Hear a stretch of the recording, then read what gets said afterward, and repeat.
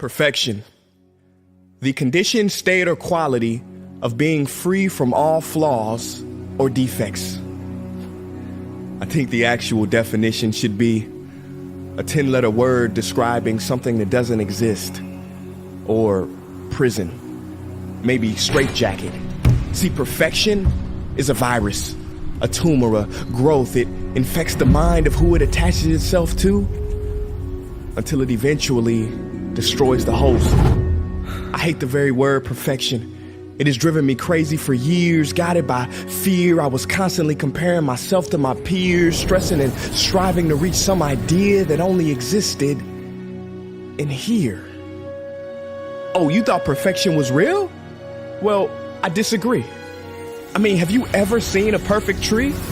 In real life, have you ever gone into a forest and seen a perfect tree? Nah, see, they all got a little something going on. Some lean this way, some lean that way, some have a little too much moss, and some got a whole bunch of bark that's been ripped off, but somehow, they're all beautiful. But when it comes to people, we don't seem to see that we are all beautiful in all of our expressions, so we dissect ourselves into pieces, judging each other, thinking perfection is something we can achieve, which leads us to feeling depleted and defeated. But Salvador Dali said it best: have no fear of perfection because you'll never reach it. Ladies and gentlemen, there are two doors in life. Door number one, be perfect and be admired. Or door number two, be real and be loved. I say choose door number two, and choose it quick, because life's too short to try to live up to something that doesn't even exist. It makes no sense. So please create your own unique expression. Color outside the lines. Be the pretzel that refuses to knot. Be the marble that doesn't quite roll right. Do the dance that nobody's ever seen before. And don't worry if people stop and stare. I mean, if the Leaning Tower of Pisa was straight, nobody would care. See, when mistakes are made, beauty is birthed. You know why they call it the Model T? Because that's how many letters it took for Henry Ford to get that darn car to work.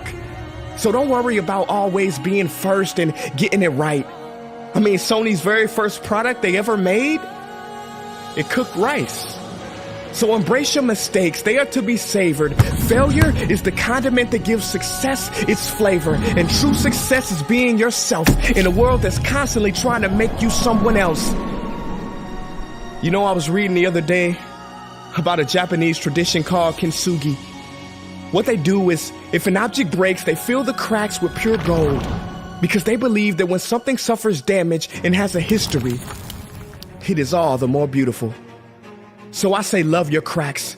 You may call it brokenness, but it is the way your light will shine through. And if you have no one in your corner, then consider me your supporter, and we will smile together as society tries to diagnose our gifts as disorders. You don't need to be a perfect person with perfect makeup, perfect skills, or a perfect build. Because the truth is, real people aren't perfect. And perfect people aren't real.